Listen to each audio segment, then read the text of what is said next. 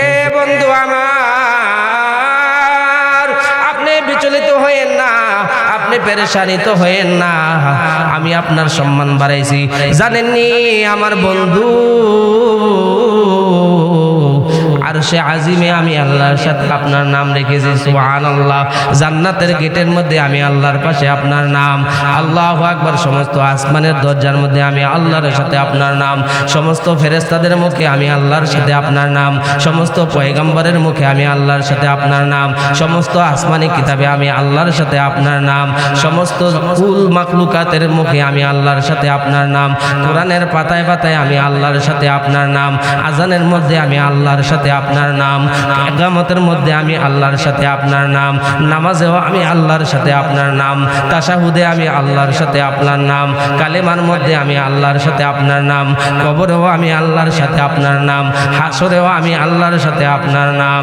এমনকি নবীজি বলেন মেরাজের রজনীতে যখন জান্নাতে আমি ভ্রমণ করলাম, আমি দেখছি যে জান্নাতের গাছের প্রত্যেকটা পাতায় পাতায় আল্লাহর সাথে মুহাম্মাদের নাম। ও ফখরে জাহা ফখরে জামা ফখরে উমাম হে, ও ফখরে জাহা ফখরে জামা ফখরে উমাম হে, এ আহদি বিমি শাহেলো হো কলম হে, এ আহদি বিমি শাহেলো হো কলম হে। তোমার মন চায় হাফেজ মাওলানা হইতে হও, তুমি যা কিছু করো না কেন, মাঝে মাঝে একটু জজবা নিয়া পাগলামি করো। কারণ জজবা নিয়া যখন আল্লাহর বান্দা সুবহানাল্লাহ আলহামদুলিল্লাহ আল্লাহু আকবার বলে জজবার কারণে আল্লাহর বান্দা একটু অন্যরকম ভাব তার দেহের মধ্যে চলে আসে। হাল যখন চলে আসে তখন বান্দার সেন্স ঠিকান থাকে না। আল্লাহর প্রেমের জজবা নিয়া এই বান্দা যখন সুবহানাল্লাহ আলহামদুলিল্লাহ বলে বলেন নবী সাল্লাল্লাহু আলাইহি ওয়াসাল্লাম সুবহানাল্লাহি নিসফুল মিজান ওয়ালহামদুলিল্লাহি তামলাউল মিজান ওয়ালা ইলাহা ইল্লাল্লাহু আল্লাহু আকবার তামলাউ মা বাইনাস সামাই ওয়াল আরদ। তখন আল্লাহ তাআলা সুবহানাল্লাহর ফজিলত এত বাড়াইয়া দেয় যে মিজানের পাল্লা অর্ধেক নেক দিয়ে ভরপুর করে দেওয়া হয়। আলহামদুলিল্লাহর দ্বারা সম্পূর্ণ পাল্লাটা নেক দ্বারা ভরপুর করে দেওয়া হয়। এজন্য যতক্ষণ থাকবো জজবা নিয়ে সুবহানাল্লাহ আলহামদুলিল্লাহ বলতে পারবো তো ইনশাআল্লাহ। আমার নবীর শান আসমানের মতো। একজন শিশু বাচ্চা যদি তার চক্ষু ঠিক থাকে, সে যদি আসমানের দিকে তাকায়, সে আসমান দেখবে কি দেখবে না? জোরে বলেন।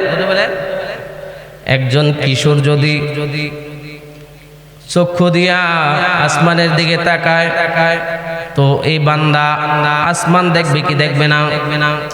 একজন যুবক যদি আসমানের দিকে তাকায়, এ আল্লাহর বান্দা আসমান দেখবে কি দেখবে না? দেখবে।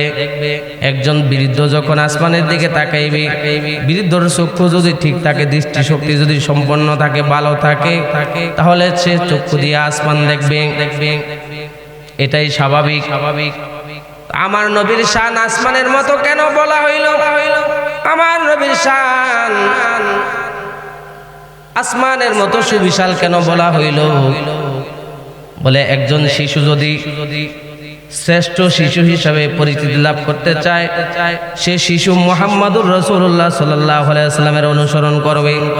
একজন কিশোর যদি শ্রেষ্ঠ কিশোর হিসাবে পরিচিতি লাভ করতে চায়, তাহলে সে কিশোর মুহাম্মাদুর রাসূলুল্লাহর অনুসরণ করবে। একজন যুবক যদি শ্রেষ্ঠ যুবক হিসাবে এলাকার মধ্যে পরিচিতি লাভ করতে চায়, তাহলে সে কিশোর একজন যুবক মুহাম্মদুর রাসূলুল্লাহর অনুসরণ করবে। একজন বৃদ্ধ যদি শ্রেষ্ঠ বৃদ্ধ হিসাবে এলাকায় পরিচিতি লাভ করতে চায়, তাহলে বৃদ্ধ মুহাম্মদুর রাসূলুল্লাহর অনুসরণ করবে। একজন বাবা যদি শ্রেষ্ঠ বাবা হইতে চায়, তাহলে এই বাবা মুহাম্মদুর রাসূলুল্লাহর অনুসরণ করবে। একজন শ্বশুর যদি শ্রেষ্ঠ শ্বশুর হইতে চায়, চায় তাহলে শ্বশুর মুহাম্মদুর রাসূলুল্লাহর অনুসরণ করবে। একজন নেতা যদি শ্রেষ্ঠ নেতা হইতে চায় তাহলে সেই নেতা মুহাম্মদুর রাসূলুল্লাহর অনুসরণ করবে। একজন সমাজসেবক যদি সমাজের মধ্যে শ্রেষ্ঠ সমাজসেবক হইতে চায় তাহলে সমাজসেবকের আল্লাহু আকবার হিলফুল ফুজুল যুব সংগঠনের প্রতিষ্ঠাতা সমাজসেবক মুহাম্মদুর রাসূলুল্লাহর অনুসরণ করবে।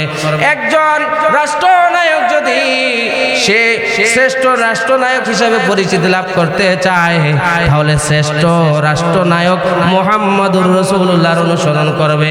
দুনিয়ার কোনো তন্ত্র মন্ত্র দ্বারা এই দুনিয়াতে শ্রেষ্ঠ রাষ্ট্রনায়ক হইতে পারবে না, একমাত্র মুহাম্মদুর রাসূলুল্লাহর আদর্শ দ্বারাই শ্রেষ্ঠ রাষ্ট্রনায়ক হওয়া সম্ভব। কি বলেন? তাইলে আসমানের মতো সুবিশাল যুবক যদি শ্রেষ্ঠ হইতে চায়, বৃদ্ধ যদি শ্রেষ্ঠ হইতে চায়, সমাজসেবক যদি শ্রেষ্ঠ হইতে চায়, তাহলে নেতা যদি শ্রেষ্ঠ নেতা হইতে চায়, রাষ্ট্রনায়ক যদি শ্রেষ্ঠ রাষ্ট্রনায়ক হইতে চায়, তাহলে মুহাম্মদ আরবি সাল্লাল্লাহু আলাইহি ওয়াসাল্লামের অনুকরণ ছাড়া কখনো সম্ভব। তা আমার নবীর শান আসমানের মতো। আল্লাহর পয়গম্বর আলাইহিস সালাতু ওয়াস সালাম বলেন, লা তাকুমুস সাআতু হাত্তা ইউকালা ফিল আরদি আল্লাহ আল্লাহ। ততদিন এই দুনিয়ার জমিন ধ্বংস হবে না, ততদিন এই দুনিয়ার জমিন ধ্বংস হবে না যতদিন পর্যন্ত এই দুনিয়াতে আল্লাহ বলনেওয়ালা একজন মুমিন থাকবে। সুবহানাল্লাহ বলেন। তো আল্লাহ বলনেওয়ালা একজন মুমিন যতদিন পর্যন্ত দুনিয়ার জমিনে থাকবে ততদিন পর্যন্ত কি হবে না? দুনিয়া ধ্বংস হবে না। তো মুহাম্মদ আরবি সাল্লাল্লাহু আলাইহি ওয়াসাল্লাম দুনিয়াতে আগমনের পূর্বে এই সমাজটা এমন একটা সমাজে পরিণত হয়ে গেছিল, যুগ এমনই এক যুগে পরিণত হয়ে গেছিল, মানুষ সেই যুগকে বলে অন্ধকারের যুগ। কথা ঠিক কিনা? জাহিলিয়াতের যুগ, মূর্খতার যুগ, বর্বরতার যুগ। যেই যুগে মেয়েদের কোনো সম্মান ছিল না, বিধবাদের কোনো সম্মান ছিল না, স্ত্রীর কোনো সম্মান ছিল না। কি বলেন? মানুষ মূর্তির পূজা করত, লাত উজ্জার পূজা করত, মানাতের পূজা করত, গাছকে সিজদা করত। তো আল্লাহ বুলা মানুষকে মুহাম্মদ আরবি সাল্লাল্লাহু আলাইহি ওয়াসাল্লাম আল্লাহ বুলা মানুষকে আল্লাহর সাথে এমনই সম্পর্ক করাইছেন যে যেই সময় মানুষ লাত এবং উজ্জার পূজা করত, ওই মানুষকে আল্লাহ ডাকা শিখাইছে, আল্লাহর সাথে পরিচয় করেছে মুহাম্মদুর রাসূলুল্লাহ। তাইলে মুহাম্মদুর রাসূলুল্লাহর আগমনের দ্বারাই কি হয়েছে? ওই জাহিলি যুগের মানুষগুলা আল্লাহ চিনছে, আল্লাহর পরিচয় পাইছে। ঠিক কিনা? তাহলে আল্লাহর পরিচয় যখন মানুষের দ্বারে দ্বারে বারে বারে গিয়ে তুলে ধরেছেন, তখন মানুষগুলা আস্তে আস্তে আল্লাহর পরিচিতি পাইতে থাকলো। তাহলে হাদিস শরীফ তেলাওয়াত করেছি, লা তাকুমুস সাআতু হাত্তা ইউকালা ফিল আরদি আল্লাহ আল্লাহ। তাহলে দুনিয়ার জমিনে আল্লাহ বলা মানুষকে আল্লাহওয়ালা বানাইছে মুহাম্মদুর রাসূলুল্লাহ। আল্লাহর নাম বাদ দিয়ে তারা লাত এবং উজ্জার পূজা করত, মানাতের পূজা করত, মূর্তিকে ডাকাডাকি করত। সেই মুহূর্তে মুহাম্মদুর রাসূলুল্লাহর কথার দ্বারা আল্লাহ সুবহানাহু ওয়া তাআলা মানুষের দিলের মধ্যে এমন হেদায়েত দিছে যে তারা আল্লাহর পরিচয় পাইছে। তো আল্লাহর পরিচয় পাওয়ার কারণে আল্লাহ চিনছে, আল্লাহ ডাকছে, আল্লাহ বলছে, এই কারণে আল্লাহ চিনতে পারছে। আর আল্লাহর নাম থাকার কারণে দুনিয়া টিকে আছে। তাইলে বোঝা গেল মুহাম্মদুর রাসূলুল্লাহর বরকতি এখনো পর্যন্ত দুনিয়া টিকে আছে। সুবহানাল্লাহ বলেন। এত আস্তে আল্লাহু আকবার। লা তাকুমুস সাআতু হাত্তা ইউকালা ফিল আরদি আল্লাহ আল্লাহ। যতদিন পর্যন্ত এই পৃথিবীর জমিনে আল্লাহ বলনেওয়ালা মানুষ থাকবে, ততদিন পর্যন্ত আল্লাহ দুনিয়াকে ধ্বংস করবেন না। তো মানুষ আল্লাহ চিনত না, আল্লাহর ইবাদত ছাইরা দিয়ে লাত এবং উজ্জার পূজা করত। মুহাম্মদুর রাসূলুল্লাহ আল্লাহর সাথে পরিচয় করাইছে মানুষকে। তাহলে আমরা বলতে পারি যে মুহাম্মদুর রাসূলুল্লাহর বরকতে আমরা আল্লাহ চিনছি, কথা ঠিক কিনা? মুহাম্মদুর রাসূলুল্লাহর বরকতে কোরআন পাইছি, মুহাম্মদুর রাসূলুল্লাহর বরকতে হাদিস পাইছি, মুহাম্মদুর রাসূলুল্লাহর বরকতে আমরা বুখারী পাইছি, মুহাম্মদুর রাসূলুল্লাহর বরকতে নাসাই পাইছি, মুহাম্মদুর রাসূলুল্লাহর বরকতে মুসলিম শরীফ পাইছি, মুহাম্মদুর রাসূলুল্লাহর বরকতে তিরমিজি পাইছি, মুহাম্মদুর রাসূলুল্লাহর বরকতে ইবনে মাজা পাইছি, মুহাম্মদুর রাসূলুল্লাহর বরকতে আবু বকর সিদ্দিকে আকবর হইছে, মুহাম্মদুর রাসূলুল্লাহর বরকতে ওমর ফারুক উপাধি পাইছে, মুহাম্মদুর রাসূলুল্লাহর বরকতে উসমান জুন নুরাইন হইছে, মুহাম্মদুর রাসূলুল্লাহর বরকতে আলী আসাদুল্লাহিল গালিব হইছে, মুহাম্মদুর রাসূলুল্লাহর বরকতে হাসান হুসাইন সাইয়্যিদা শাবাবি আহলিল জান্নাহ যুবকদের সর্দার উপাধি পাইছে, মুহাম্মদুর রাসূলুল্লাহর বরকতে সাইয়্যিদাতুন নিসাই আহলিল জান্নাহ ফাতেমা রাদিয়াল্লাহু তাআলা আনহা মহিলাদের সর্দারিনী উপাধি পাইছে,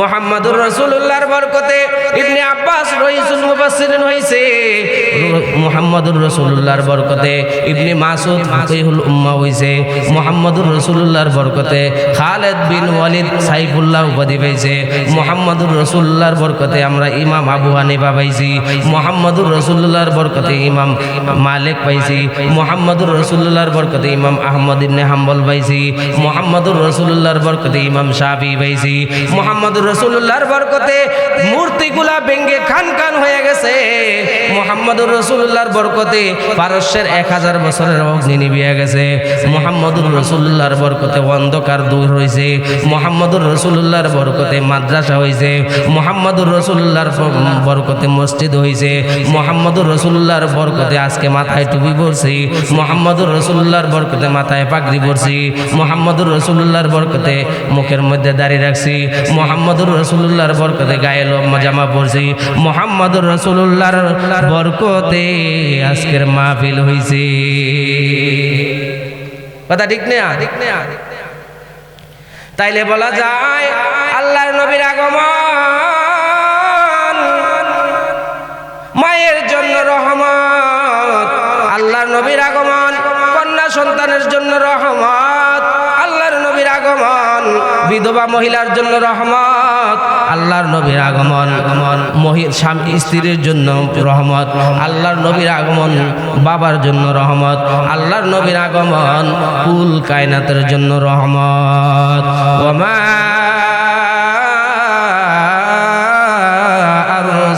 আরসালনাকা ইল্লা রাহমাতাল লিল আলামিন।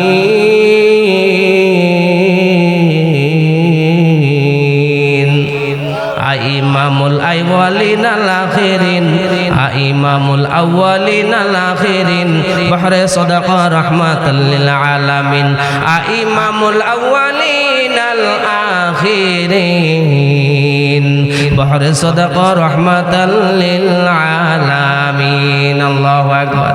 কথা ঠিক কি না? তাইলে মুহাম্মদুর রাসূলুল্লাহর বরকতে আজকে দিন পাইছি, ইসলাম পাইছি, আল্লাহ চিনছি, হাদিস পাইছি, কোরআন পাইছি, কথা ঠিক কিনা? তাইলে আমার নবীর শান কি সুবিশাল? আসমানের মতো সুবিশাল না? আমার নবীর শান বলা আমার মতো সাধারণ মানুষের পক্ষে সম্ভব নয়। আল্লাহ রাব্বুল আলামিন তার বন্ধুর শান বর্ণনা করতেছে, আল্লাহ রাব্বুল আলামিন কালিমার ভিতরে অন্যান্য নবীদের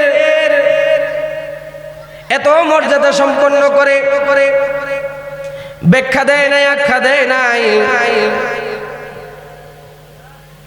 দুনিয়াতে নবী পাল্টেছে, এক নবীর পর অন্য নবী আসছে, কিন্তু কালিমা দুইটা খণ্ডে বিভক্ত। কালিমার দুইটা অংশ আছে। একটা অংশ হলো লা ইলাহা ইল্লাল্লাহ। আমগো নবীর জামানায় যারা আমরা মুহাম্মদ আরবির উম্মত, পরের অংশ হইল মুহাম্মাদুর রাসূলুল্লাহ। কথা ঠিক কিনা? তো আদম আলাইহিস সালাতু ওয়াস সালাম দাওয়াত দিয়েছেন লা ইলাহা ইল্লাল্লাহ। নূহ আলাইহিস সালাতু ওয়াস সালাম দাওয়াত দিয়েছেন লা ইলাহা ইল্লাল্লাহ। আল্লাহু আকবার। ইব্রাহিম নবী দাওয়াত দিয়েছে লা ইলাহা ইল্লাল্লাহ। মুসা নবী দাওয়াত দিয়েছে লা ইলাহা ইল্লাল্লাহ। ঈসা নবী দাওয়াত দিয়েছে লা ইলাহা ইল্লাল্লাহ। মুহাম্মদ আরবি সাল্লাল্লাহু আলাইহি ওয়াসাল্লাম দাওয়াত দিয়েছে লা ইলাহা ইল্লাল্লাহ। বাবা আদম থেকে শুরু করে আমাদের নবী পর্যন্ত সকল নবীরাই একই বাক্যে দাওয়াত দিয়েছে। কালিমার প্রথম অংশ তাওহীদের অংশ লা ইলাহা ইল্লাল্লাহ। কথা ঠিক কিনা? এই পর্যন্ত ঠিক আছে। নবী পাল্টেছে, কালিমার প্রথম অংশ পাল্টায় নাই। সময় পাল্টেছে, কালিমার প্রথম অংশ পাল্টায় নাই। যুগ পাল্টেছে, কিন্তু কালিমার প্রথম অংশ পাল্টায় নাই। কিন্তু দ্বিতীয় অংশ রিসালাতের অংশ পাল্টেছে। আদম আলাইহিস সালাতু ওয়াস সালাম আসছে, তো লা ইলাহা ইল্লাল্লাহ আদম সফিউল্লাহ। কথা ঠিক কিনা? নূহ নবী আসছে লা ইলাহা ইল্লাল্লাহ নূহ নাজিহুল্লাহ। ইয়াকুব নবী আসছে লা ইলাহা ইল্লাল্লাহ ইয়াকুব নবিউল্লাহ। কথা ঠিক কিনা? ইউসুফ নবী আসছে লা ইলাহা ইল্লাল্লাহ ইউসুফ সিদ্দিকুল্লাহ। মুসা নবী আসছে লা ইলাহা ইল্লাল্লাহ মুসা কালিমুল্লাহ। ইব্রাহিম নবী আসছে লা ইলাহা ইল্লাল্লাহ ইব্রাহিম খলিলুল্লাহ। ঈসা নবী আসছে লা ইলাহা ইল্লাল্লাহ ঈসা রূহুল্লাহ। আর আমার আপনার নবী বিশ্ব নবী রহমাতুল লিল আলামিন নবী কুল কায়নাতের নবী শ্রেষ্ঠ নবী মহামানব পয়গম্বর আরবি আলাইহিস সালাতু ওয়াস সালাম আসছে, তো কালেমার দ্বিতীয় অংশ পাল্টাইছে। এরকম ভাবে পাল্টাইছে যে এত সম্মানিত করে পাল্টাইছে। অন্য নবীদের ক্ষেত্রে এমন সম্মান দেওয়া হয় নাই। লা ইলাহা ইল্লাল্লাহ মুহাম্মাদুর রাসূলুল্লাহ। আল্লাহ আদমকে রাসূলুল্লাহ বলে নাই। কালেমার অংশে দ্বিতীয় অংশে আদম নবীকে রাসূলুল্লাহ বলে নাই। নূহ নবীকে কালেমার দ্বিতীয় অংশে রাসূলুল্লাহ বলে নাই। মুসা নবীকে কালেমার দ্বিতীয় অংশে রাসূলুল্লাহ বলে নাই। ইব্রাহিম নবীকে কালেমার দ্বিতীয় অংশে রাসূলুল্লাহ বলে নাই। ঈসা আলাইহিস সালাতু ওয়াস সালামকে কালেমার দ্বিতীয় অংশে রাসূলুল্লাহ বলে নাই। সুলাইমান পয়গম্বরকে কালেমার দ্বিতীয় অংশে রাসূলুল্লাহ বলে নাই। অথচ আল্লাহর নবী মুহাম্মদ আরবি সাল্লাল্লাহু আলাইহি ওয়াসাল্লামের ক্ষেত্রে কালিমার দ্বিতীয় অংশে রিসালাতের অংশে লা ইলাহা ইল্লাল্লাহ মুহাম্মাদুর রাসূলুল্লাহ। সুবহানাল্লাহ। শুধু জুদাস রাহমাতাল লিল আলামিন মসজিদে ও শুধু আমার জমিন। শুধু জুদাস রাহমাতাল লিল আলামিন মসজিদে ও শুধু আমার জমিন। আল্লাহু আকবার। আমার নবীর শান আসমানের মতো সুবিশাল কিনা? কি বলেন? সুবিশাল না? আরো জোরে বলেন। আমার নবীর শান আসমানের চাইতে সুবিশাল।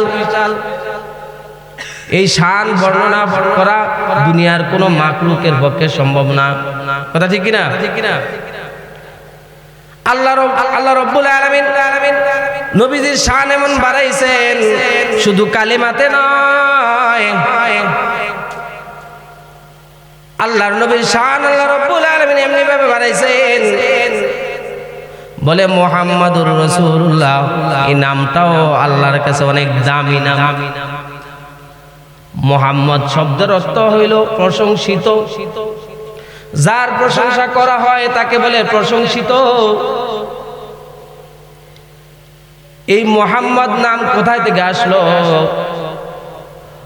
এই নাম আমেনা কোথায় পাইল? এই নাম খাজা আব্দুল মুতালিব কোথায় পাইল? কোরআন তো নাজিল হয়েছে 40 বছর বয়সে। কোরআনে মুহাম্মদুর রাসূলুল্লাহর নাম 40 বছর পরে এই নাম কোরআনুল কারিমে। কিন্তু আব্দুল মুতালিব এই নাম কোথায় থেকে পাইল? মা আমেনা কোথায় থেকে এই নাম পাইল? মা আমেনা বলে অন্য মহিলাদের যেমন সন্তান গর্ভে ধারণ করার পর অনেক কষ্ট হয়, খাওয়া দাওয়ায় কষ্ট হয়, ঘুমানো কষ্ট হয়, হাঁটা চলা করতে কষ্ট হয়, কিন্তু আমার এই সন্তান মুহাম্মদ আমার গর্ভে আসার পর কোনো কষ্ট অনুভব আমি করি নাই। আমি যখন রাস্তা দিয়া বাইর হইতাম কিছু কিছু আলামত আমি টের পাইছি। রাস্তা দিয়ে যখন আমি হাঁটতাম সূর্যের প্রখর তাপ থাকতো, ওই মুহূর্তে আমি তাকায়া দেখতাম আমি যেই দিকে কদম দেই ওই দিকে আমার মাথার উপর আইসা মেঘমালা ছায়া দেয়। সুবহানাল্লাহ। আমি দেখি পাহাড়গুলা নিচু হইয়া আমি আমেনাকে সালাম দেয়, আমি দেখি গাছের ডালাগুলা বাঁকা হইয়া আমি আমেনাকে সালাম দেয়। আমি মুহাম্মদ আরবি আমার পেটে থাকা অবস্থায় আমি যখন কোনো পাথরের মধ্যে পা দেই পাথরটা সাথে সাথে গলে যায়। সুবহানাল্লাহ। এমন কি কুয়ার কাছে যখন পানি আনতে যায় মা আমেনা, ওই সময় কুয়ার পানি নিচে থাকে। মা আমেনা যখন কুয়ার পাশে যায় সাথে সাথে কুয়ার নিচের পানি উপরে উঠা যায়। মক্কার মহিলারা রাগ দিয়া কয়, এ আমেনা একটু দাঁড়াও, আমরাও পানি নিব, কিন্তু তুমি একটু দাঁড়ায় থাকো। আমরা লক্ষ্য করেছি তুমি যখন কুয়ার পাশে আসো তখন দেখতে পাই পানিগুলা উপরে থাকে, তুমি চলে গেলে পানিগুলো নিচে চলে যায়। অতএব আমেনা একটু সময় অপেক্ষা করো। আল্লাহু আকবার। এটা কার বরকত? নবীজির বরকত। মা আমেনা কয় শুধু তাই নয়, আমি গাইবি আওয়াজ শুনতে পাই, কে যেন বলে, আমেনা তোর ভাগ্য বড় ভালো, তোর নসিব বড় ভালো, তোর গর্ভের মধ্যে যে সন্তানটা এটা এত মর্যাদাশীল সন্তান, তার সম্মান এত বেশি হবে, তার ইজ্জত এত বেশি হবে যে আল্লাহু আকবার। দুনিয়ার সমস্ত মাখলুকাত গুলা তোমার এই সন্তানের প্রশংসা করবে, এমনকি স্বয়ং রব্বুল আলামিন পর্যন্ত তোমার সন্তানের প্রশংসা করবে। যার প্রশংসা করা হয় তার নাম প্রশংসিত। আরবিতে এটার আরবি হলো মুহাম্মদ। যার প্রশংসা করা হয় সে প্রশংসিত, আর প্রশংসিত আরবি কি? মুহাম্মদ। গাইবি আওয়াজের মাধ্যমে শুনতে পাই তোমার সন্তানের নাম রেখে দাও মুহাম্মদ। সিরাতে মুস্তাফা ইদ্রিস কান্দলবী রহমতুল্লাহ আলাইহি লিখেন, মুহাম্মদ নাম রাখার আরেকটা কারণ আব্দুল মুত্তালিব নবীজির দাদা একদিন রাত্রে স্বপ্নে দেখে যে তার পিঠ থেকে একটা গাছ বড় হইতে হইতে হইতে হইতে আসমান পর্যন্ত চলে যায়। এই গাছটা এত সুবিশাল ভাবে ছড়ানো হয়, সারা পৃথিবী জুড়ে যেন গাছটা ছড়িয়ে গেল। আব্দুল মুত্তালিব দেখতেছে সমস্ত পৃথিবীর মানুষগুলো ওই গাছের ছায়ার নিচে আশ্রয় নেয়। আশ্রয় নেওয়ার পর আমার কুরাইশ বংশের কিছু লোক এরকম অস্ত্র শস্ত্র নিয়ে ওই গাছটা কাটতে যায়। হঠাৎ করিয়া দেখি একটা সুদর্শন যুবক আইসা ওই তাদেরকে মাথায় হাত বুলায়, পিঠের মধ্যে হাত বুলায় গাছটা কাটতে নিষেধ করে। এমনই সময় আব্দুল মুত্তালিবের স্বপ্ন ভাঙ্গা যায়। ইহুদি পাদ্রীকে জিজ্ঞাসা করে যে এই স্বপ্নের ব্যাখ্যা কি? পাদ্রী ডাক দেয়া বলে, আব্দুল মুত্তালিব খুশির সংবাদ, কারণ তুমি যেই স্বপ্ন দেখছো যদি সত্যি হইয়া থাকে তাহলে তুমি জেনে নাও তোমার বংশের মধ্যে এমনই এক সন্তানের আগমন হইতেছে যার সম্মান আসমানের চাইতে সুবিশাল, যার সম্মান দুনিয়ার সকল মাখলুকাত করবে, যার প্রশংসা দুনিয়ার মাখলুকাত করবে, যার প্রশংসা স্বয়ং আল্লাহ রাব্বুল আলামিন করবেন। তো যার প্রশংসা করা হয় তার নাম প্রশংসিত। প্রশংসিতর আরবি হলো মুহাম্মদ। সুবহানাল্লাহ। কথা বোঝে? আরো লেখেন দুইটা কারণে মোহাম্মদ নাম পাইছেন। বলেন যে মা আমেনা যখন সন্তানকে কোলে নেয়, নিয়া দেখে তার সন্তানের চেহারা এত সুন্দর, তো নিজের অজান্তেই যেন বলে দেয় যে আমার সন্তানের চেহারাটা বড় মোহাম্মদ, আমার সন্তানের মাথার চুলগুলা বড় মোহাম্মদ, আমার মোহাম্মদ মানে কি প্রশংসিত, আমার সন্তানের চোখগুলা যেন মোহাম্মদ প্রশংসিত, আমার সন্তানের বুড়ুগুলা যেন প্রশংসিত, আমার সন্তানের নাকটা যেন প্রশংসিত, নাকে সিজুগুলা যেটুকু দিলে প্রশংসা পাওয়া যায় ঠিক ততটুকুই আল্লাহ দান করেছেন। আমার সন্তানের সিনাটা যেন প্রশংসিত, আমার সন্তানের হাতগুলা যেন প্রশংসিত, আমার সন্তানের গায়ের রংটা যেন প্রশংসিত, আমার সন্তানের পায়ের আঙ্গুলগুলো যেন প্রশংসিত, আমার সন্তানের দাঁতগুলো যেন প্রশংসিত। আল্লাহু আকবার।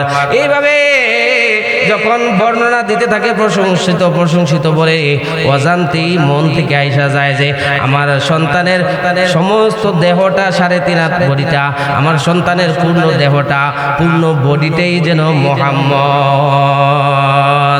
জমির ইজ্জতে বাসাদ মোহাম্মদ, ওয়াল কুরবা হেজা বাসাদ মোহাম্মদ, জমির ইজ্জতে বাসাদ মোহাম্মদ,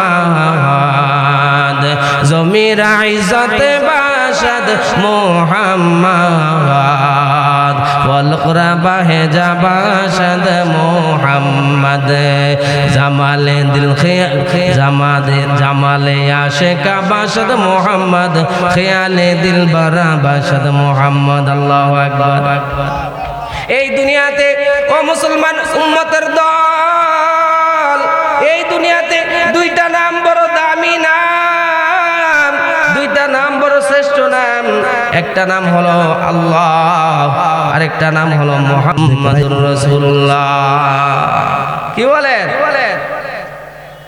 আমার নবীর শান সুবিশাল, এগুলা বর্ণনা করে শেষ করা যাবে না।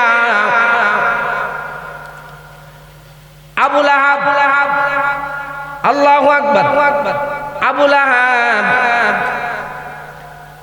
যখন নবীজি দাওয়াত দিলেন, কালিমার দাওয়াত, এতদিন নবীজিকে আলামিন বলে, বিশ্বাসী বলে, আমানতদার বলে, সৎ ছেলে বলে, সুচরিত্রের অধিকারী বলে, যখন নবীজি এক আল্লাহর দাওয়াত দিলেন, নবীজি পাহাড়ের উপরে দাঁড়াইলেন, মক্কার কুরাইশ বংশের লোকেরা সামনে উপস্থিত হইলেন। মুহাম্মদ না জানি কি বলবে। আল্লাহর পয়গম্বর বলে, আমি যদি বলি এই পাহাড়ের পিছনে তোমাদের জন্য শত্রু অপেক্ষা করতেছে, তোমরা কি তা বিশ্বাস করবে? বলে হ্যাঁ, তোমাকে আমরা বিশ্বাস করি, কারণ দীর্ঘ বছর দেখিয়েছি তোমার জবান দ্বারা কখনো মিথ্যা কথা বলো নাই, তুমি কখনো আমানতের খেয়ানত করো নাই, তোমার নাম আলামিন উপাধি আমরা দিয়েছি, অতএব তুমি যা বলবা তাই আমরা বিশ্বাস করব। সুবহানাল্লাহ। তো আল্লাহর পয়গম্বর বলে, ঠিক আছে, তাহলে এখন থেকে আল্লাহ তার উজ্জার পূজা চলবে না, মানাতের পূজা চলবে না, আল্লাহু আকবার অগ্নি পূজা চলবে না, মূর্তি পূজা চলবে না, তোমরা এক আল্লাহর দাওয়াত গ্রহণ করো। আমাকে আল্লাহ তাআলা রিসালাতের দায়িত্ব দিয়া পাঠাইছে, তোমরা এখন থেকে পড়ে নাও লা ইলাহা ইল্লাল্লাহ মুহাম্মাদুর রাসূলুল্লাহ। যখন এই দাওয়াত দিলেন, যখন এই কথা বললেন, সর্বপ্রথম আবু লাহাব বললেন, তাব্বাল্লাকা ইয়া মুহাম্মদ আলিহাযা জামাআতানা, এ মুহাম্মদ তুই ধ্বংস হইয়া যা, এই ফালতু কথা বলার জন্য আমাদেরকে একত্রিত করছো। নাউযুবিল্লাহ। নবীজিরে কয় ধ্বংস হইয়া যা। তো আল্লাহ রাব্বুল আলামিন নবীজির সাথে আদাওয়াতি দুশমনী কখনো পছন্দ করে না। আজও পর্যন্ত যদি কোনো নাস্তিক, কোনো মুরতাদ, ইহুদি খ্রিস্টানের দালাল নবীজিকে নিয়ে কটূক্তি করে, নবীজিকে নিয়ে, নবীজির ইজ্জত নিয়ে সে কটূক্তি করে, সিনেমিনি খেলে, তাহলে আল্লাহ রাব্বুল আলামিন আজও তাদেরকে ছাড় দিবে না। সেই যুগে ছাড় দেয় নাই, এখনো ছাড় দিবে না। দেখেন আল্লাহ রাব্বুল আলামিন তার বন্ধুর সাথে আদাওয়াতি দুশমনী পছন্দ করে না। আল্লাহ রাব্বুল আলামিন বলে, বন্ধু গো, আপনি টেনশন করেন না, চিন্তিত হইয়েন না, বিচলিত হইয়েন না, পেরেশানিত হইয়েন না। এ বন্ধু, আবু লাহাব কি আপনাকে ধ্বংসের জন্য দোয়া করবে? আবু লাহাবের দোয়া আমি আল্লাহ কবুল করব না। বলে সামসিকা সারা রাত দোয়া করে, আল্লাহ সকালবেলা সূর্য উঠায়ও না, কারণ সূর্য উঠলে চামচিকা চোখে দেখে না। এই কারণে সারা রাত দোয়া করে, আল্লাহ সকালবেলা যাতে সূর্য না ওঠে। আল্লাহ রব্বুল আলামিন ডাক দিয়ে বলে, বন্ধু সামসিকার কথায় যেমন আমি সূর্য উঠানো বন্ধ করি না, ঠিক আবু লাহাবের কথায় আপনি মন খারাপ করবেন না। আমি আল্লাহ আবু লাহাবের সাইজ করতেছি। আল্লাহ রব্বুল আলামিন সূরা নাজিল করলেন, আয়াত নাজিল করলেন, তাব্বাত ইয়াদা আবি লাহাবি ওয়া তাব। এ আবু লাহাব, আমার বন্ধুকে ধ্বংস হওয়ার জন্য বলছস? ধ্বংস তুই হ, তোর হস্ত ধ্বংস হোক এবং তুই নিজেও ধ্বংস হ। আল্লাহর রাসূলের সাথে আদাওয়াতি দুশমনী আল্লাহ পছন্দ করে না। আল্লাহর পয়গম্বরের অপমান আল্লাহ সহ্য করে না। আল্লাহ রাব্বুল আলামিন ডাক দিয়ে বলে, এ পয়গম্বর, আবু লাহাব আপনাকে কি ধ্বংস করার জন্য দোয়া করবে? আবু লাহাব আপনার সম্মান কি কমাইবে?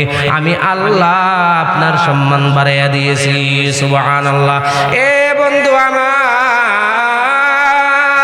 আপনি বিচলিত হয়েন না, আপনি পেরেশানিত হয়েন না, আমি আপনার সম্মান বাড়াইছি। জানেননি আমার বন্ধু, আরশে আজিমে আমি আল্লাহর সাথে আপনার নাম রেখেছি। সুবহানাল্লাহ। জান্নাতের গেটের মধ্যে আমি আল্লাহর পাশে আপনার নাম।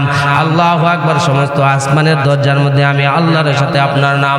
সমস্ত ফেরেশতাদের মুখে আমি আল্লাহর সাথে আপনার নাম। সমস্ত পয়গম্বরের মুখে আমি আল্লাহর সাথে আপনার নাম। সমস্ত আসমানি কিতাবে আমি আল্লাহর সাথে আপনার নাম। সমস্ত কুল মাখলুকাতের মুখে আমি আল্লাহর সাথে আপনার নাম। কোরআনের পাতায় পাতায় আমি আল্লাহর সাথে আপনার নাম। আজানের মধ্যে আমি আল্লাহর সাথে আপনার নাম। ইকামতের মধ্যে আমি আল্লাহর সাথে আপনার নাম। নামাজেও আমি আল্লাহর সাথে আপনার নাম। তাশাহুদে আমি আল্লাহর সাথে আপনার নাম। কালেমার মধ্যে আমি আল্লাহর সাথে আপনার নাম। কবরেও আমি আল্লাহর সাথে আপনার নাম। হাসরেও আমি আল্লাহর সাথে আপনার নাম। এমনকি নবীজি বলেন, মেরাজের রজনীতে যখন জান্নাতে আমি ভ্রমণ করলাম, আমি দেখছি যে জান্নাতের গাছের প্রত্যেকটা পাতায় পাতায় আল্লাহর সাথে মুহাম্মাদের নাম। ওয়ারাফা'না লাকা যিকরাক। ও ফখরে জাহা ফখরে জামা ফখরে উমাম হে, ও ফখরে জাহা ফখরে জামা ফখরে উমাম হে, এ আহদি বিমি শাহেলো হো কলম হে, এ আহদি বিমি শাহেলো হো কলম হে। এত সম্মান আল্লাহ রাব্বুল আলামিন তার পয়গম্বরকে দিয়ে দিয়েছে, কোন জায়গায় বাদ রাখে নাই।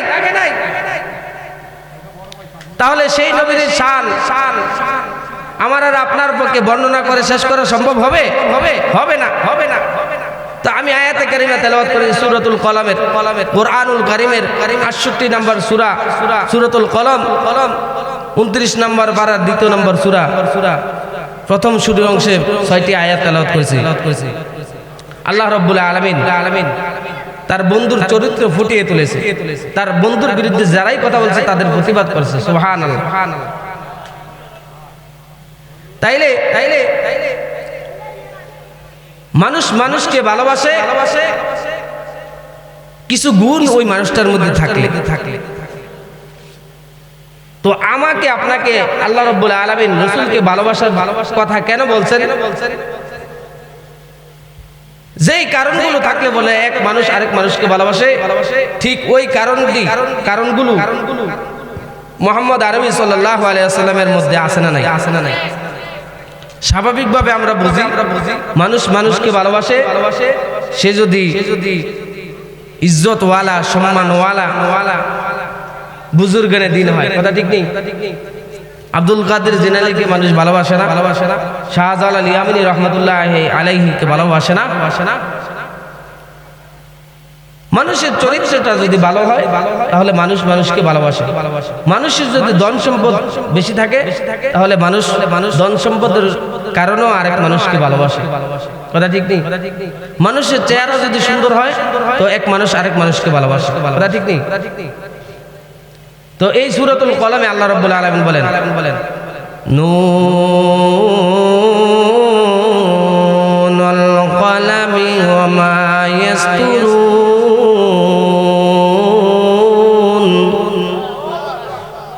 আল্লাহ রাব্বুল আলামিন কোন কথা বললে কসম করা লাগে না। আল্লাহ যত বড়, আল্লাহর কথা তত বড়, প্রমাণ দেওয়ার জন্য কোনো কসম করা লাগে না। তারপর আল্লাহ রাব্বুল আলামিন এখানে কলমের কসম খাইলেন। কলম কি বলে? সাধারণ কলম হইতে পারে এবং বাক্য লেখার কলম হইতে পারে।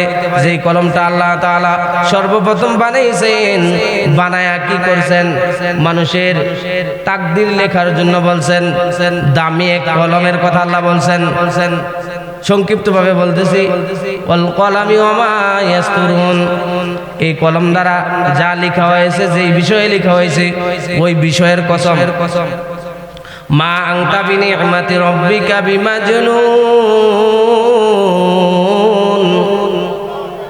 আল্লাহ রাব্বুল আলামিন বলেন, এ পয়গম্বর, আমার অনুগ্রহে, আপনার রবের অনুগ্রহে আপনি পাগল নন।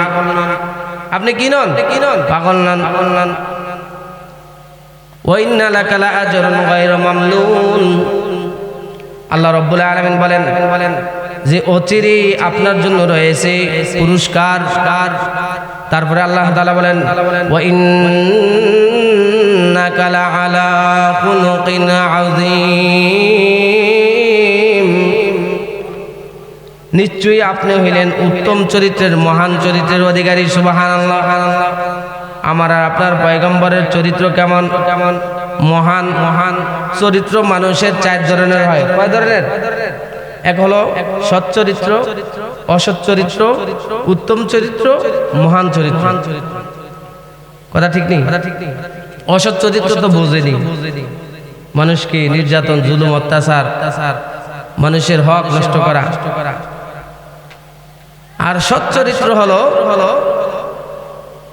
যে মানুষ আরেক মানুষকে যতটুকু অপমান করে, যতটুকু আঘাত দেয়, যতটুকু যন্ত্রণা দেয়, এর চাইতে বেশি না দেওয়া। এর চাইতে বেশি যন্ত্রণা না দেওয়াকে বলে কি? সৎ চরিত্র। আর উত্তম চরিত্র হলো যে কেউ কাউকে আঘাত দিলে, যন্ত্রণা দিলে, গালি দিলে তার প্রতিবাদ সে করে না, তাকে ক্ষমা করে দেয়। এটাকে বলা হয় উত্তম চরিত্র। আর মহান চরিত্র বলা হয় কেউ কাউকে আঘাত দিলে, যন্ত্রণা দিলে, কষ্ট দিলে, অপমান করলে, গালি দিলে তো প্রতিশোধ তো গ্রহণ করেই না, বরঞ্চ তার উপকার করার চেষ্টা করে। এই চরিত্রের নাম হলো মহান চরিত্র। আর এই চরিত্রটাই মুহাম্মদ আরবি সাল্লাল্লাহু আলাইহি সাল্লামের উপর ছিল। আজকে নবীজির চরিত্র নিয়ে গালিগালাজ আছে না নাই? 99%, কেউ বলেন 95%, কেউ বলেন 90%, যাই বলেন না কেন 90 এর উপরে। 90%, 95% মুসলমানের দেশে এখনো আজও পর্যন্ত নবীজির চরিত্র নিয়ে কটূক্তি করে কি করে না?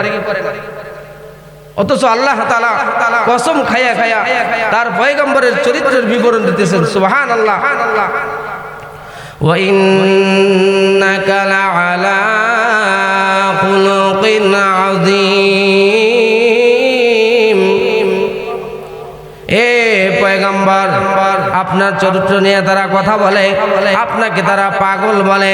পাগল আপনি না, পাগল তারাই যারা আপনাকে পাগল বলে, যারা আপনার চরিত্র নিয়ে কটূক্তি করে। এ পয়গম্বর, আমার পয়গম্বরের সাথে আদাওয়াতি দুশমনী আমি আল্লাহ পছন্দ করি না। আমি আল্লাহ আবু লাহাবের কথার জবাব দিয়ে দিয়েছি। আপনাকে আটকুরে বলছিল, আপনাকে নির্বংশ বলছিল, আপনাকে লেসকাটা বলছিল। তো আমি আল্লাহ সুবহানাহু ওয়া তাআলা সূরাতুল কাউসারের মধ্যে তাদের জবাব দিয়ে দিয়েছি। এখন আপনার চরিত্র নিয়ে মন্তব্য করে, কটূক্তি করে। এ পয়গম্বর, আমি আল্লাহ রাব্বুল আলামিন ওয়া ইন্নাকা লাআলা খুলুকিন আযীম, নিশ্চয়ই আপনার চরিত্র হলো মহান চরিত্র। সুবহানাল্লাহ। তাহলে চরিত্র ভালো হলে একজন মানুষ আরেকজন মানুষকে কি করে? ভালোবাসে, মহব্বত করে, পছন্দ করে। দ্বিতীয় নম্বর বলতেছি, চেহারা সুন্দর হইলে পরে, সুবহানাল্লাহ, চেহারা সৌন্দর্যের দিক থেকে কে বেশি সুন্দর? আমাদের নবী। যদি ইউসুফ নবীর কথা আমরা শুনি বেশি, কিন্তু ইউসুফ নবীর চাইতে আমার নবীর চেহারা আরো বেশি সুন্দর। আয়েশা রাদিয়াল্লাহু তাআলা আনহা বলেন যে আমার নবীর চেহারা ওই যে পূর্বের ঘটনা, জুলাইখা বান্ধবীরা ইউসুফ আলাইহিস সালাতু ওয়াস সালামকে দেখা তাদের হাতের চাকু দ্বারা আনার কাটতে গিয়া ফল কাটতে যায় তাদের আঙ্গুলগুলা কেটে ক্ষত বিক্ষত করে ফেলেছিল, কথা ঠিক না? তো ওই মজলিসে যদি ইউসুফ পয়গম্বরকে না নিয়া ওই মজলিসে যদি আমার আর আপনার পয়গম্বর থাকতো, তাহলে সেই দিন জুলাইখার বান্ধবীরা আঙ্গুল কাটার পরিবর্তে তাদের কলিজা কাটা মারতো, টের হইতো না। এত সুন্দর ছিলেন আমার আর আপনার পয়গম্বর। সুবহানাল্লাহ, সুবহানাল্লাহ।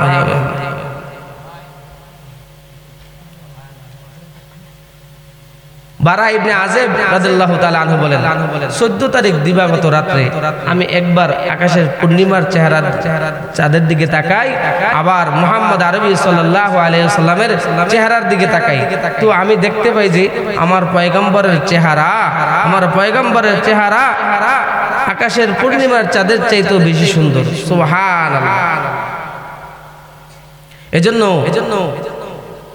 শেখ সাদী রাহমাতুল্লাহি আলাইহি বলেন, ইয়া সাহিবাল জামাল ওয়া ইয়া সাইয়্যিদাল বাশার মিন ওয়াজহিকাল মুনির লাকাদ নাওয়ালার কমার।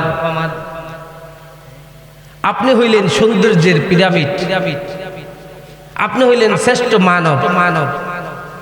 আমার মনে হয় যে আপনার চেহারার উজ্জ্বলতায় চন্দ্র আলোকিত হয়। সুবহানাল্লাহ। কে বলে? শেখ সাদী রাহমাতুল্লাহি আলাইহি বলে।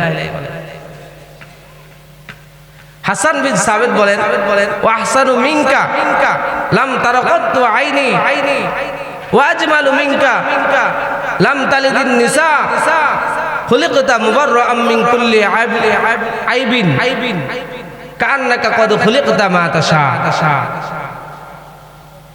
হাসান বিন সাবিত নবীজির সৌন্দর্য প্রশংসা করে এইভাবে যে পয়গম্বর আপনার সৌন্দর্য এতই যে যা দুনিয়ার কোন চক্ষু এই পর্যন্ত দেখি। সুবহানাল্লাহ।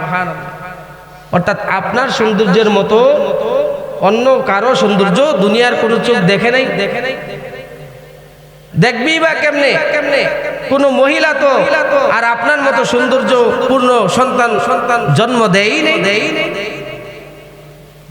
আপনার এই সৌন্দর্যের মধ্যে কোনো ত্রুটি নাই, যেন আল্লাহ তাআলা আপনাকে জিজ্ঞেস করে যেন আপনাকে বানাইছে এমন মনে হইতেছে আমার। সে বলতেছে তাহলে সৌন্দর্য থাকলে পরে মানুষকে ভালোবাসে, কথা ঠিক কিনা? তারপরে আরেকটা কারণে মানুষ ভালোবাসে, যে আমাকে ভালোবাসে এই ভালোবাসার কারণে আমিও তাকে ভালোবাসি, কথা ঠিক কিনা? একটা প্রবাদ আছে না, তুমি যাকে ভালোবাসো তাকে নয়, যে তোমাকে ভালোবাসে তাকেই ভালোবাসো। যে তোমাকে ভালোবাসে তাকেই ভালোবাসো। তাহলে এখন বলেন তো, নবীজি কি আমাদেরকে ভালোবাসে কি বাসে না? কেমন ভালোবাসে? আল্লাহর পয়গম্বর আরবি আলাইহিস সালাতু ওয়াস সালাম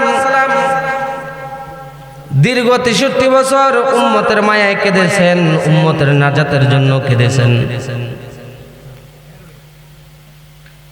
যিনি জন্ম থেকে শুরু করে ইন্তেকাল পর্যন্ত উম্মতের মায়ায় কেঁদেছেন, এখনো রওজা মুবারকে শুয়ে উম্মতের জন্য কান্দে। আল্লাহর পয়গম্বর শুধু রওজা মুবারকে কাঁদে না, রওজা মুবারক থেকে যেই দিন আল্লাহ উঠাইবেন, হাসরের ময়দানে যখন উপস্থিত হইবেন, সেই দিনও পয়গম্বর আরবি আলাইহিস সালাতু ওয়াস সালাম কান্না করবেন।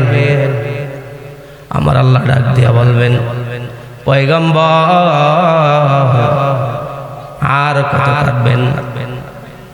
আর কত কাঁদবেন?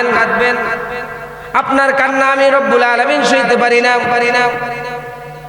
দুনিয়ার জমিনে উম্মতের মায়ায় কেঁদেছেন, মরণের সময় উম্মতকে বলেন নাই, উম্মতের নাজাতের জন্য উহুদের ময়দানে দান শহীদ করেছেন, উম্মতের নাজাতের জন্য তায়েফের ময়দানে রক্ত ঝরাইছেন, উম্মতের নাজাতের জন্য আল্লাহু আকবার রওজা মুবারকে শুয়ে শুয়ে কেঁদেছেন। আজকেও কাঁদেন, এ পয়গম্বর আমি আপনাকে মাকামে মাহমুদ দান করেছি, আমি আপনাকে কাউসার দান করেছি, আজকে তো আপনার কান্নার দিন নয়। পয়গম্বর আরবি আলাইহিস সালাতু ওয়াস সালাম কিয়ামতের ময়দানে গলা কাটা মুরগির মতো ছটফট ছটফট করবেন। মা মুরগি থেকে যখন সাত চিল নিয়ে যায়, এই চিলের পিছনে পিছনে মা মুরগিটা দৌড়ায়, একবার এই ডালায় যায় আরেকবার ওই ডালায় যায়, চিল থেকে ছাড়ায় আনার জন্য কত চেষ্টা প্রচেষ্টা চালায় মা মুরগি, কথা ঠিক কিনা?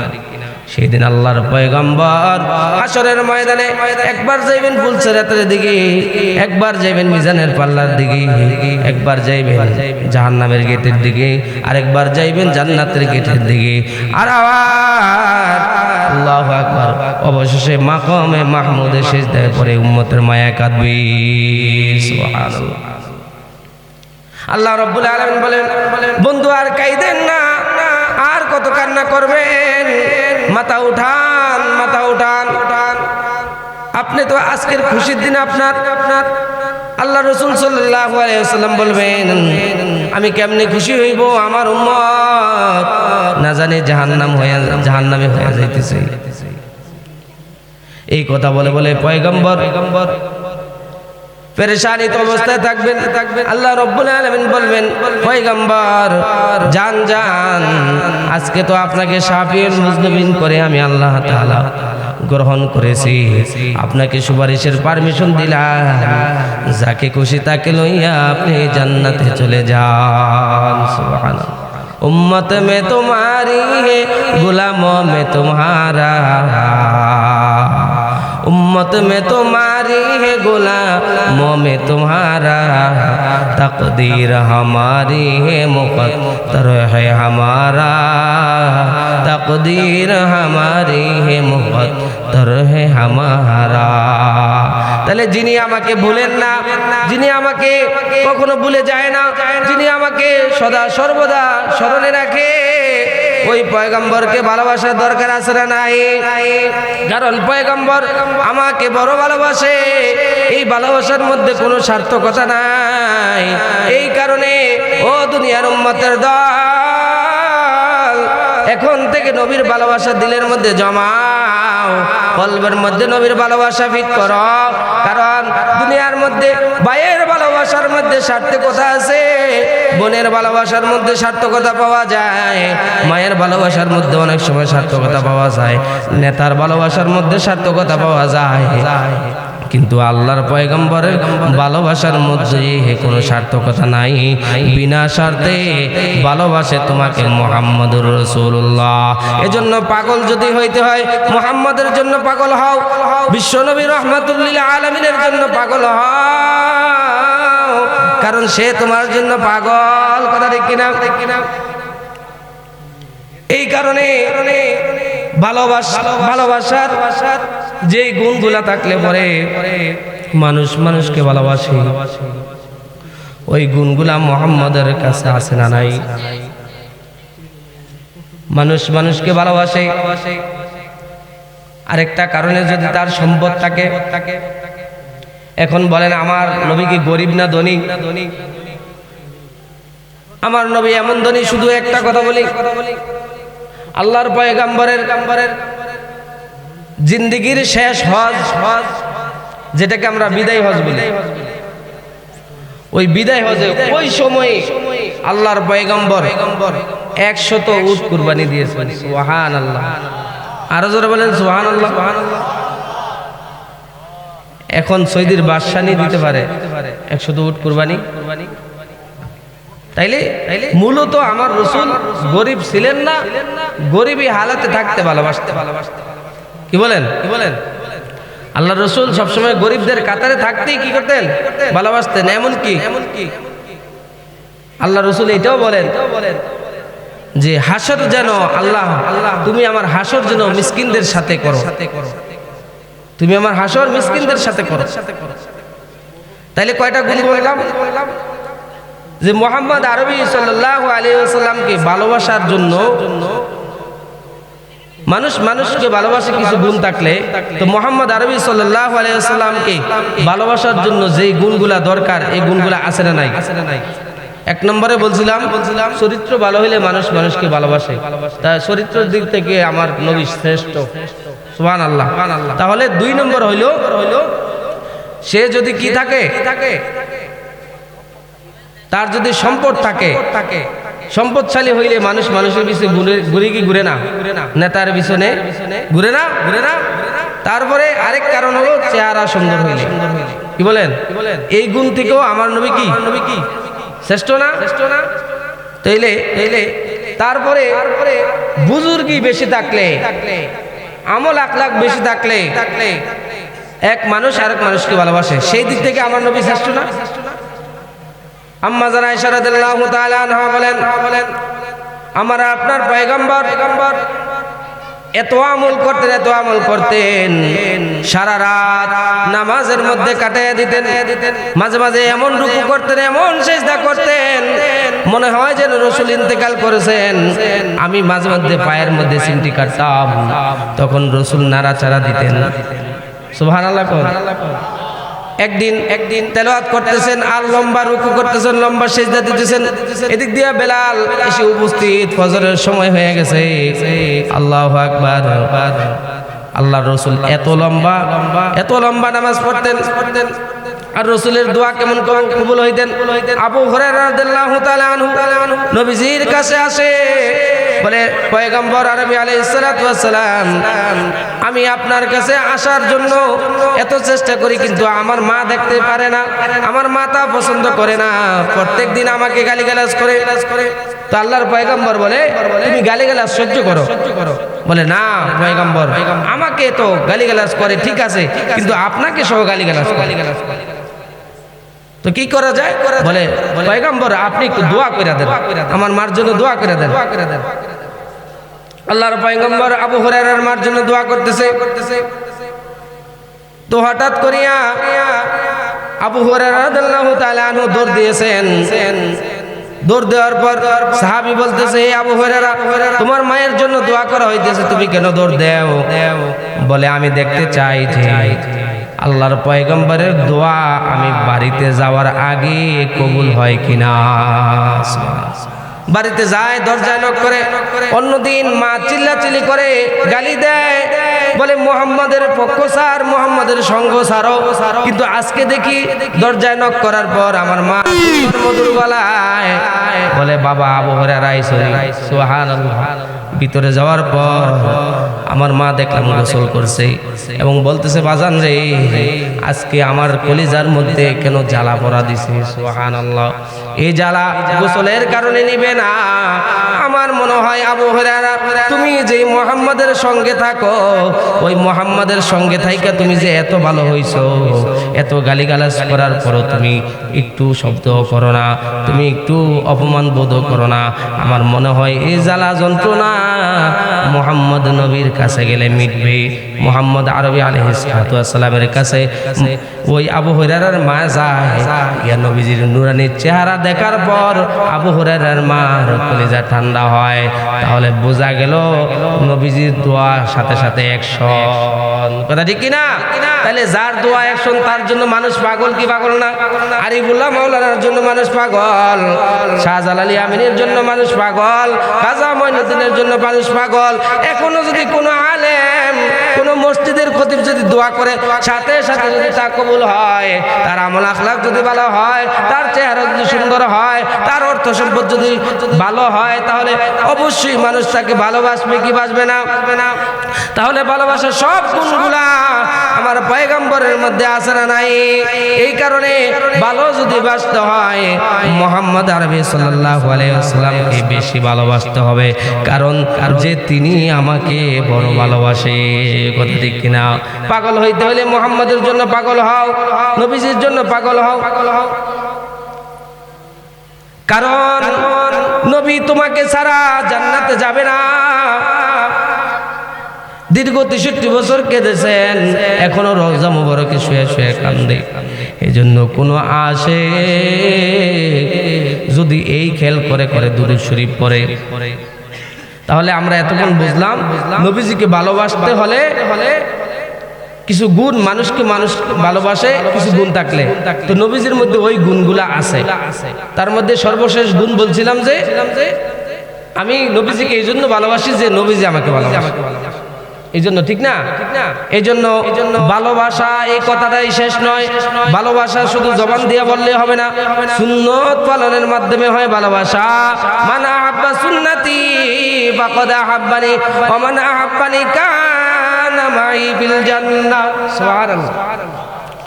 আল্লাহর নবী বলেন যে ব্যক্তি আমি রাসূলের সুন্নতকে মহব্বত করলো সে আমাকে মহব্বত করলো, আর যে আমি পয়গম্বরকে মহব্বত করলো সে আমি নবীর সাথে জান্নাতে যাবে। সুবহানাল্লাহ। তাইলে শুধু জবান দিয়া নয়, দিল থেকে ভালোবাসা লাগবে, কথা ঠিক কিনা? রসুলের ভালোবাসা দিলের মধ্যে জমানো লাগবে, দিলের মধ্যে রসুলের ভালোবাসা ফিট করতে হবে। যেমনি ভালোবাসছিলেন সাহাবা আজমাইন, তাদের জীবন দিতেও ত্রুটি করে নাই, ভ্রুক্ষেপ করে নাই, মরণের ভয় করে নাই। খুবাইব রাদিয়াল্লাহু তাআলা আনহুকে যখন এইভাবে ইসলাম গ্রহণ করার পর মুহাম্মদ আরবি সাল্লাল্লাহু আলাইহি ওয়াসাল্লাম থাকার কারণে খুবাইব রাদিয়াল্লাহু তাআলা আনহুকে আটকানো হলো, শাস্তি প্রদান করবে। এইভাবে একটা মঞ্চ তৈরি করলো। তার পূর্বে তাকে আটকায়া রাখলো একটা ঘরের মধ্যে। কয়েকদিন যাবত খানা দেয় না, পানি দেয় না, খাবার দেয় না। এরকম হালাতে যখন খুবাইব রাদিয়াল্লাহু তাআলা আনহুকে রাখা হয়, কাফেরেরা মনে করছিল যে খুবাইব রে পানি না দিলে, খানা না দিলে নবীজির মহব্বত ছাইরা দিবি। কিন্তু খুবাইব কয়েকদিন পার করে দেয়। অবশেষে কাফেরেরা তাকে শাস্তি দেওয়ার জন্য মঞ্চ তৈরি করে ওইখানে একটা কাঠ ফিট করে। এইভাবে খুবাইব রাদিয়াল্লাহু তাআলা আনহুকে ওই মঞ্চে উপস্থিত করা হয়। উপস্থিত করিয়া ওই কাঠের মধ্যে খুবাইব রাদিয়াল্লাহু তাআলা আনহুর দুই হাতে পেরেক গাড়া হয়। পেরেক গাড়িয়া মহিলারা যেমন আম দিয়া মুরব্বা বানায়, আচার বানায়, কি বলেন খেজুর কাটা দিয়া অথবা কাটা চামচ দিয়া যেমন মুরব্বা বানায়, চাল কুমড়া দিয়া অথবা আম দিয়া, যেমনি ভাবে মহিলারা এরকম ভাবে আঘাত করতে করতে ক্ষত বিক্ষত করে ফেলে, ঠিক তেমনি ভাবে খুবাইব রাদিয়াল্লাহু তাআলা আনহুর দেহটা চালুনির মতো ক্ষত বিক্ষত করে দেয়। দেওয়ার পর খুবাইব রাদিয়াল্লাহু তাআলা আনহু তারপরও নবীজির মহব্বত ছাড়ে না। অবশেষে কাফেরদের দল থেকে বলা হলো, এ খুবাইব মাপ পাইয়া যাইবা, জীবন ভিক্ষা পাইবা। তোমার খানা বন্ধ করলাম, কোনো কাজ হইল না। তোমাকে পানি দিলাম না, তাও কাজ হইল না। হাতে পায়ের মধ্যে পেরেক গাড়লাম, তারপরে নবীজির মহব্বত ছাড়ো না। এ খুবাইব, যদি একটা কাজ করতে পারো খুবাইব, তাহলে তোমার প্রাণ ভিক্ষা দেওয়া হইবে। বেশি কিছু করা লাগবে না, তুমি শুধু তোমার জবান দিয়া মুহাম্মদকে একটা গালি দাও না, তুমি তোমার জবান দিয়া মুহাম্মদুর রাসূলুল্লাহকে একটা গালি দাও। খুবাইব বললেন, না না, গালি দিয়া আমি প্রাণ ভিক্ষা পাইব, এই জীবন দিয়া আমার কোনো লাভ নাই। রসুলকে গালি দিয়া রসুলের দুশ্মন হয়ে আমি দুনিয়ার জমিনে বাঁচতে চাই না। আমার জবান দিয়া রসুল আঘাত পাবে, রসুলকে গালি দেব, এটা কখনো সম্ভব হয় না। অবশেষে আল্লাহু আকবার, শত্রুদের আঘাত সহ্য করতে করতে খুবাইব ইন্তেকাল করে। আল্লাহু আকবার। এইভাবে ভালোবাসতেন সাহাবায়ে কেরাম। হযরত জাফর রাদিয়াল্লাহু তাআলা আনহু মুতার যুদ্ধের মধ্যে স্ত্রীকে এসে বলতেছে, স্ত্রী বিদায় দাও, যুদ্ধের ময়দানে যাইব। আমার পূর্বেও একজন সেনাপতি আছে, আমার পরেও একজন সেনাপতি আল্লাহর রাসূল নিযুক্ত করছে, বিদায় দাও, মুতার যুদ্ধের মধ্যে যাইব। বিবি এই কথা শুনিয়া দোয়া করতেছে, আল্লাহ তুমি আমার স্বামীটারে গাজী বানায়া বাড়িতে ফিরাইও, তুমি আমার স্বামীটার হায়াতের মধ্যে বরকত দিও। হযরত জাফর রাদিয়াল্লাহু তাআলা আনহু বলতেছে, না না বিবি, এটা কেমন দোয়া করো যেখানে আল্লাহর পয়গম্বর আমার পূর্বে একজন সেনাপতি নিযুক্ত করেছে, আমার পরেও একজন সেনাপতি আছে, অতএব আমি বুঝা গেছি আমার পরে যেহেতু আরেকজন সেনাপতি আছে, আমি যুদ্ধের ময়দান থেকে ফিরব না, আমি শাহাদাতের পেয়ালা পান করব। বিদায় দেয়, আমি যুদ্ধের ময়দানে যাই। স্ত্রীকে দোয়া করতে বাধা দিল, সন্তানেরা পিছনে পিছনে আসতেছে। জাফর রাদিয়াল্লাহু তাআলা আনহু একবারও পিছনের দিকে তাকায় না। রাসূলের মহব্বতে এমন ইশক দিলের মধ্যে জমাইছে, এমন ইশক দিলের মধ্যে জমাইছে যে ইশকর কারণে সন্তানের মায়া ভুলে গেছে, বিবির মায়া ভুলে গেছে, তো যুদ্ধের ময়দানে দৌড়ে গেল। আল্লাহু আকবার। শত্রুদের সাথে যুদ্ধ করতেছে হঠাৎ করে শত্রুর আঘাতে জাফর রাদিয়াল্লাহু তাআলা ডান হাতটা কেটে যায়। ইসলামের পতাকা এবার জাফর রাদিয়াল্লাহু তাআলা আনহু বাম হাতে নেয়। কাফেররা যখন বাম হাতে আঘাত দেয়, বাম হাতটা কেটে যায়, শরীর থেকে আলাদা হয়ে যায়। জাফর রাদিয়াল্লাহু তাআলা আনহু এই বাহু দিয়া ইসলামের পতাকাকে আটকে রাখছে। সুবহানাল্লাহ। অবশেষে দেখা যায় যুদ্ধের পরে জাফর রাদিয়াল্লাহু তাআলা আনহু শরীরের মধ্যে ৮০টারও বেশি তরবারির আঘাত, ৮০টার বেশি তরবারির আঘাত জাফরের শরীরে দেখা যায় যে তার বডিটা একদিকে, মাথাটা আরেক দিকে, আর দাঁত দিয়া কামড়ায়া ইসলামের পতাকাকে উত্তোলন করে রেখেছেন। ডান হাত কাটছে, বাম হাতে নিছে, বাম হাত কাটছে, দুই বাহু দিয়ে চাপায় রাখছে। অবশেষে শরীরটার মধ্যে ক্ষত বিক্ষত করার পরেও দাঁত দিয়া কামড়ায় ইসলামের পতাকাকে আগলায় রাখছে। রাসূলের মহব্বতে এগুলা করছে, কথা ঠিক কিনা? এজন্য পাগল হও, পয়গম্বরের জন্য পাগল হও, তাহলে দুনিয়াতেও সাকসেস, আখিরাতেও সাকসেস। আমি নবীজির পাগল, আমি মদিনার পাগল, আমি নবীজির পাগল, আমি মদিনার পাগল। মদিনারি দুলবালি মোর, মদিনারি দুলবালি মোর, নয়নের কাজল, আমি মদিনার পাগল, আমি নবীজির পাগল। কথা ঠিক কিনা? বলেন বলেন। আমি নবীজির পাগল, আমি মদিনার পাগল। আমার মনে নবী নবী, দু চোখে মদিনার ছবি, আমার মনে নবী নবী, দু চোখে মদিনার ছবি, আমার মনে নবী নবী,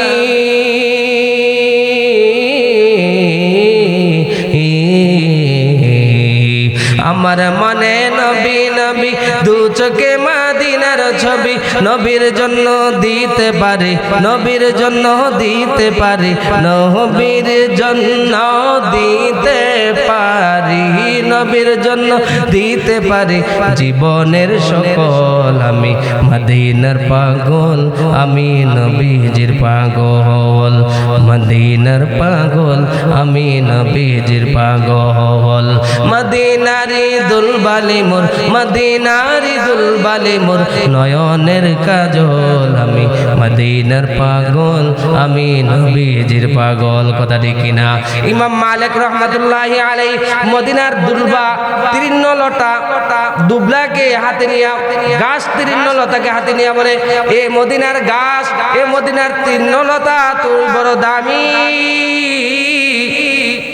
কারণ তোর জন্ম এমন এক জায়গার মধ্যে, তুই এমন এক জায়গার মধ্যে জন্মাইছ যে জায়গাতে আমার নবীর কদম পড়ছে। সুবহানাল্লাহ। আমার নবীর কদম যেই জায়গার মধ্যে পড়ছে, আল্লাহু আকবার, ওই জায়গার মধ্যে তোর জন্ম। তো আমি ইমাম মালিকের চাইতে তোর বড় দাম। সুবহানাল্লাহ। আমার নবী এমন দামি যে যার কদম যেখানে লাগে ওই জায়গা দামি হয়ে যায়, যার হাত পাথরের টুকরার মধ্যে লাগলে পাথর স্বর্ণ হয়ে যায়। আল্লাহু আকবার।